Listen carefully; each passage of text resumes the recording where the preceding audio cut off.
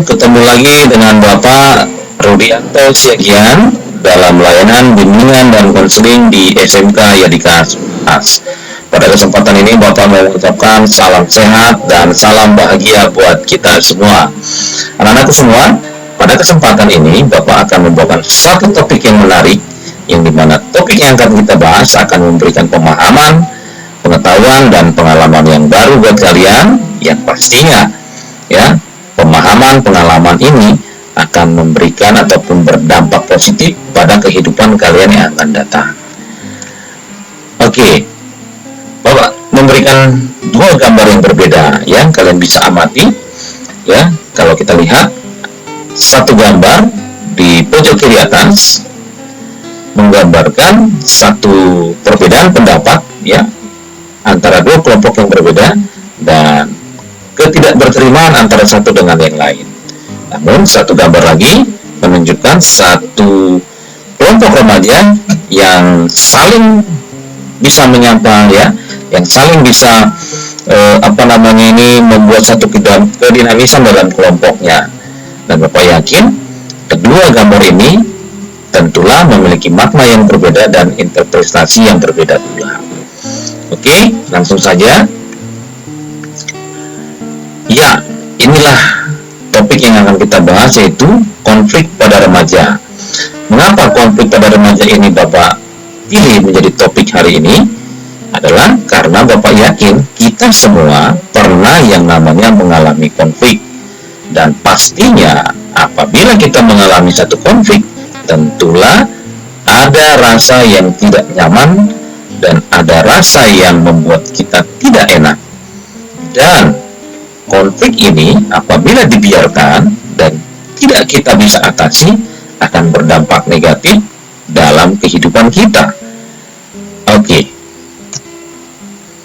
Ya, pernahkah kita menghadapi konflik? Atau pernahkah anak-anak menghadapi konflik? Pasti jawabannya ya pernah. Nah, dengan siapa kita pernah mengalami konflik? Oke, kita lihat ya. Kita pernah mengalami konflik dengan satu sahabat, dua keluarga kita, tiga diri kita sendiri, empat organisasi ataupun tempat kita berteman ataupun satu wadah di mana kita ada di dalamnya dan sebagainya. Ya. Konflik dengan sahabat, konflik dengan keluarga, bahkan konflik dengan diri sendiri, bahkan di organisasi, sebenarnya adalah hal yang lumrah ataupun hal yang biasa. Namun, apabila konflik ini tidak bisa kita selesaikan ataupun tidak bisa kita atasi, ini yang Bapak katakan tadi akan berdampak negatif dan akan berdampak buruk pada diri kita. Ya, yang dimana rasa tidak nyaman, rasa tidak suka itu akan terus melekat di dalam diri kita, dan itu akan membuat kita semakin hari akan semakin tidak baik, dan tentunya ya akan mengurangi sahabat kita, akan mengurangi keharmonisan dalam keluarga, apalagi konflik dalam diri sendiri akan membuat kita selalu menyalahkan diri. Oke? Baiklah, coba kita lihat definisi konflik ya, supaya semuanya tahu, semuanya paham ya apa yang namanya konflik. Nah, Nurjana tahun 1994 mengatakan bahwa konflik adalah sebagai akibat situasi di mana keinginan atau kehendak yang berbeda-beda atau berlawanan antara satu dengan yang lain, sehingga salah satu atau kedua-duanya saling terganggu. Oke, ya, bahwa konflik itu adalah keinginan ataupun kehendak yang berbeda atau berlawanan antara satu dengan yang lain, sehingga kedua-duanya saling terganggu. Ingat ya, bahwa kedua-duanya saling terganggu. Ya, jadi konflik itu bukan hanya pada satu pihak yang terganggu, tapi kedua-duanya terganggu. Nah, oleh sebab itu, bagaimana tips ya kita menyelesaikan satu konflik ya, baik itu pada diri kita sendiri ya, baik itu pada orang lain, organisasi, sekolah, bahkan di keluarga kita. Nah, ini dia. Yang pertama, Ya, tips yang pertama adalah kita harus bisa berdamai pada diri kita sendiri dulu. Karena apa?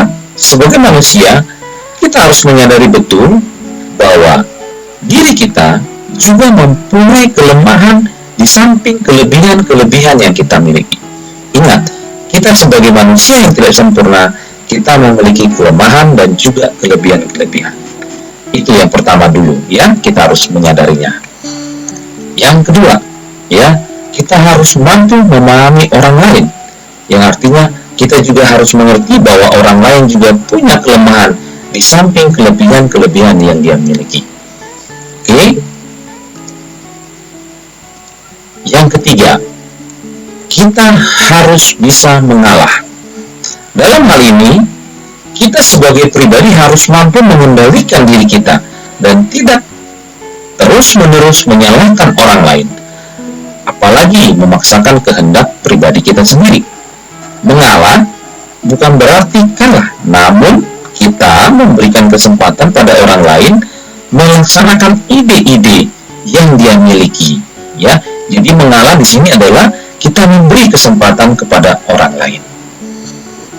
Yang keempat, kita harus mampu mengendalikan emosi kita, yaitu untuk mengatasi konflik kita harus bisa mengendalikan rasa marah, rasa benci, rasa ingin mencaci, ataupun rasa mendendam. Oke. Dan yang kelima adalah kita harus mampu saling memaafkan. Yang dalam artian kemampuan menerima kekurangan orang lain untuk kepentingan yang lebih besar ke depannya nanti. Artinya di sini adalah bila kita tahu bahwa kita juga makhluk yang sempurna dan kita memahami orang lain bahwa dia juga makhluk yang tidak sempurna, maka kita harus bisa saling memaafkan sehingga ketidaksempurnaan kita, kelebihan kita bisa saling menutupi satu dengan yang lain. Oke, nah kalau itu bisa terjadi, maka ditemukanlah yang namanya solusi, yang artinya adalah saling bertukar ide satu dengan yang lainnya, saling menemukan kesepakatan, dan yang terpenting adalah terjadinya komunikasi ataupun satu diskusi, ya, yang menciptakan satu jalan keluar yang terbaik untuk mencapai satu kesepakatan bersama. Oke ya, jadi dalam menemukan solusi, maka hal-hal yang terpenting adalah seperti yang sudah kita bicarakan tadi, bahwa kita harus mampu satu, menerima orang lain, menyadari diri kita, mengendalikan emosi, dan juga bisa saling memaafkan, ya, sehingga terjadi yang namanya satu kesepakatan. Oke. Nah, di sini. Oke, apa manfaatnya apabila kita mampu mengendalikan konflik ataupun bisa menyelesaikan suatu konflik? Nah, ini dia manfaatnya, ya. Satu, terwujudnya satu tujuan bersama, ya. Kalau kita dalam suatu diskusi kelompok, ya, satu diskusi pembelajaran, apabila terjadi suatu konflik, maka tujuan itu tidak akan bisa dicapai. Tapi apabila kita bisa menciptakan suatu lingkungan ataupun saling berterima satu dengan lain, maka terwujud yang namanya tujuan bersama, terciptanya persaudaraan, ya. Atau yang ketiga adalah aktualisasi diri kita akan semakin optimal. Artinya saling mengisi satu dengan yang lain, itu yang membuat kita semakin, ya, baik atau semakin pintar, yang membuat kita semakin memiliki pengalaman, sehingga diri kita semakin hari semakin baik dan semakin disenangi orang. Dan yang keempat adalah terciptanya satu perdamaian. Oke anak-anak, sampai di situ dulu, ya, tips-tips yang Bapak kasih. Mudah-mudahan apa yang kalian lihat ini, apa yang kalian saksikan ini boleh bermanfaat dan boleh kalian aplikasikan dalam kehidupan kalian sehari-hari, sehingga konflik-konflik tidak terjadi lagi, tapi walaupun terjadi itu bisa teratasi. Sampai sekian, sampai ketemu di pembelajaran berikutnya. Terima kasih, salam sehat.